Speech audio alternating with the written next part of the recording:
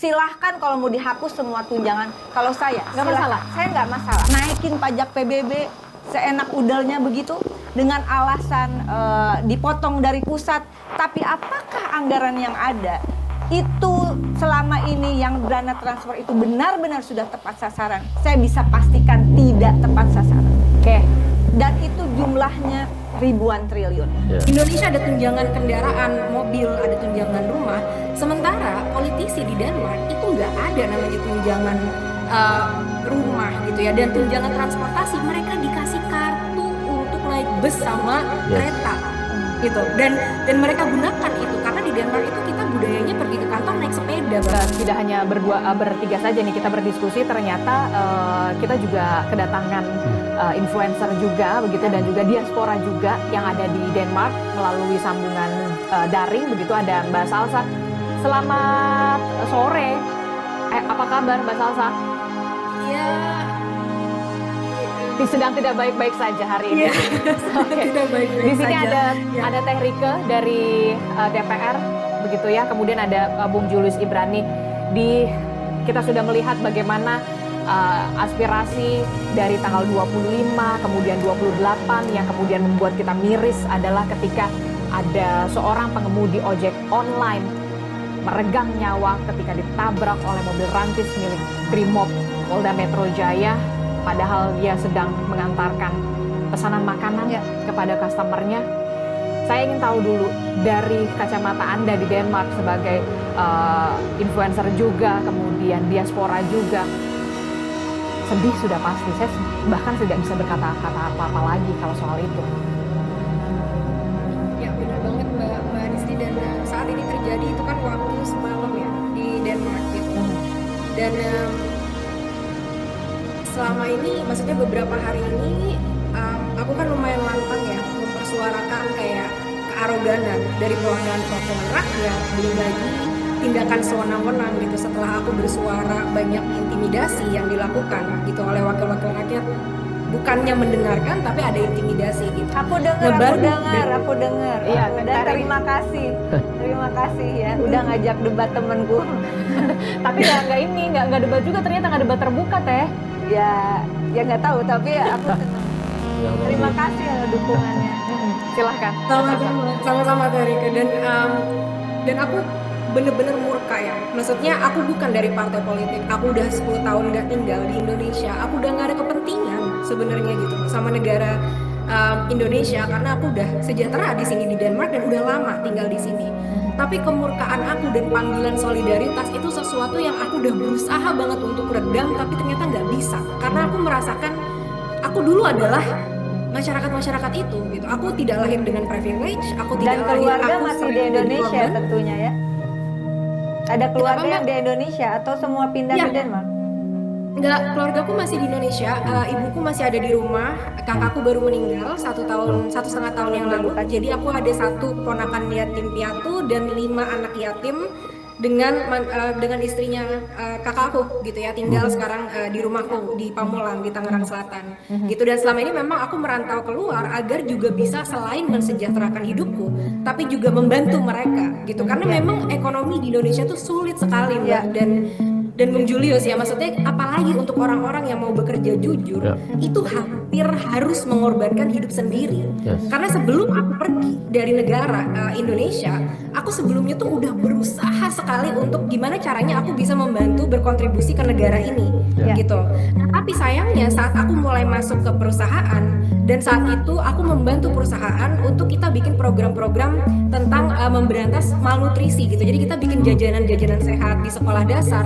Yang aku temuin adalah justru mulai dari pejabat, dan ini nggak cuma di atas ya Mbak Rike ya, tapi sampai ke bawah-bawah. Mereka itu minta untuk disogok tanpa malu Mbak, di depan muka minta. Terus saya apa nih? Yang kamu kasih ke saya apa? Oh, kamu perusahaan Prancis ya? Kalau gitu kapan kamu bisa bawa saya ke Paris gitu? Nah, kayak gini-gini tuh membuat aku jadi kayak merasa miris ya dan pesimis gitu. Karena aku tipe orang yang aku ingin sukses, aku ingin mencapai kesuksesan, tapi aku moralnya juga kuat dan idealis aku kuat gitu loh. Jadi setelah aku dibenturkan dengan kenyataan yang seperti itu, dengan gaji yang sangat kecil, dan aku harus juga jadi tulang punggung keluarga, maka aku putuskan bahwa nggak mungkin untuk aku bisa tinggal di Indonesia. Oke, Ya. oke. Termasuk juga apa yang sedang terjadi saat ini, hari-hari ini, begitu ya. Termasuk juga komunikasi-komunikasi yang sangat amat kita sayangkan itu terjadi di, mohon maaf ya, Teh Rike, teman-teman Teh Rike, anggota dewan, begitu ya. Nggak perlu minta maaf, saya yang harus Betul. minta maaf sama semua. Teh Rike ingin menyampaikan permintaan maaf. Ya, saya minta maaf, saya tidak bisa mengatasnamakan orang lain. Ya. Tapi sebagai personal yang dipilih oleh rakyat, saya minta maaf, saya belum bisa berjuang maksimal dan banyak hal yang belum bisa dicapai dalam karir saya sebagai anggota DPR 4 periode. Ya. Hanya baru beberapa undang-undang termasuk BPJS ya, itu setengah modar saya perjuangin dalam keadaan hamil besar dengan apa yang harus saya korbankan adalah janin kembar di perut saya begitu. Dan hari ini juga sebetulnya saya sedang bekerja keras untuk mengungkap adanya indikasi data, balik lagi data BPS yang kemudian menjadi acuan juga bagi penerima bantuan iuran yang kemudian malah iurannya akan dinaikkan begitu. Dan ini menjadi penting diketahui oleh publik, dan selain tadi karena juga berpengaruh juga terhadap para pekerja online semua. Buat kamu juga berpengaruh, Teman-teman buat media. semua teman-teman media akan menaikkan iuran BPJS ya, rencana pemerintah. Di 2026. Dan kita harus menolak. Kenapa kita harus menolak? Selama belum ada data yang benar, tidak ada alasan menaikkan iuran. Kalau bisa dikatakan sekarang ini yang ditanggung penerima bantuan iuran, Ibu Menteri Keuangan, ya, penerima bantuan iuran itu adalah mereka yang dalam kategori miskin tidak mampu. Betul kan? Betul. Nah, Termasuk juga sambil mencari datanya begitu ya, Mbak Salsa, apa yang ingin Anda sampaikan kepada salah satu wakil rakyat kita yang ada di sini begitu ya, walaupun kemarin kita sempat dihadirkan dengan diksi-diksi yang sangat near empati lah menurut saya, Mbak Ya, Salsa. dan bukan cuma diksi tapi juga intimidasi yang secara Anda terang-terangan mendapatkan gitu ya. intimidasi? Iya, karena tapi mungkin sebelum mungkin aku ceritain, tapi aku mau menanggapi dari Teh Rike gitu ya. Teteh adalah satu-satunya anggota DPR yang aku bahas di Reels aku sebagai orang yang aku dukung.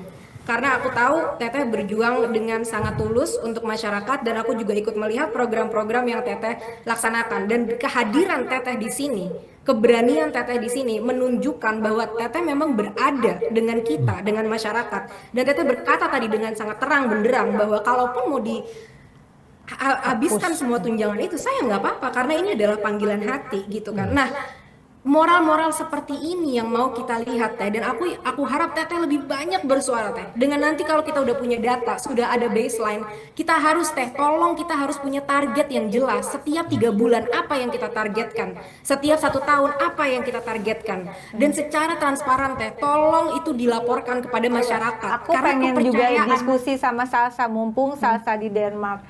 Saya yakin pemerintahan di Denmark itu mempunyai basis data dasar negara Yes, yang pasti. akurat, aktual, dan relevan, bener nggak? Sehingga Betul banget, kemudian betul banget. tadi ukuran-ukuran 1 bulan mau ngapain, 1 tahun mau ngapain, duit sekian untuk apa, mau mengalir kemana, itu jelas, bener nggak? Betul. Itulah Betul, namanya betul. evidence based policy.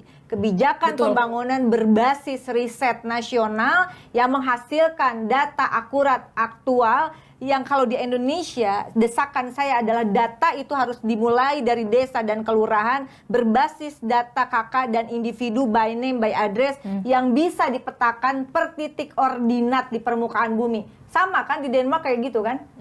Sehingga Tepat kemudian banget. Ya. pajak-pajak itu jadi jelas mau dikemanakan. Selama Mau ini kan dikemanakan. selama ini kita bayar pajak tapi nggak tahu. Rakyat Tapi- bukan nggak mau bayar pajak loh. Jangan Betul. ini sekarang intimidasinya lagi menyiapkan aparat kepolisian untuk memastikan rakyat bayar pajak. Yes. Nah, tapi beda jelas Itu ya. bahasa juga kekerasan simbolik Teh, loh, intimidatif loh. Nanti cek Silakan. Salsa, ini beda jelas ya. Kalau di sistem keuangan negara kita, gitu ya, APBN itu hilirnya adalah di output kegiatan, jadi bukan impact. Daya Coba tolong dicek. Berbasis daya serap. Jadi kalau kita Penyerapan. misalnya program pengentasan kemiskinan, jadi itu bukan menargetkan dari sekian jumlah kemiskinan turunnya berapa, tapi dia mengukur kegiatannya sudah terlaksana atau belum. Baru nanti tambahan pelengkapnya adalah dampaknya bagaimana. Jadi itu salah satu yang harus diubah, termasuk juga di DPR RI. Karena kalau kita nggak menargetkan impact, jadi pembiayaan negara oleh pajak rakyat itu cuma dihabiskan untuk aktivitas sehari-hari saja. Iya. Kira-kira gitu, rutinitas saja. Itu bedanya. Aku juga mau tanya, bagaimana kemudian pola-pola anggota dewan di Denmark setahu Salsa selama di sana? Bagaimana kemudian mereka bisa mengaspirasikan aspirasi rakyat mereka, warga mereka, kuping untuk didengar, mata untuk melihat bagaimana? Ya, jadi sebenarnya panggilan hati ini juga muncul karena aku tinggal di Denmark. Dan setelah aku tinggal di Denmark, aku lihat bahwa negara ini nggak punya apa-apa sama sekali. Mereka cuma punya angin. Dan angin itu dijadikan industri tempat aku bekerja yang jadi terbesar di dunia, gitu kan. Nah, tapi pemerintahnya, budaya politiknya itu luar biasa sehat.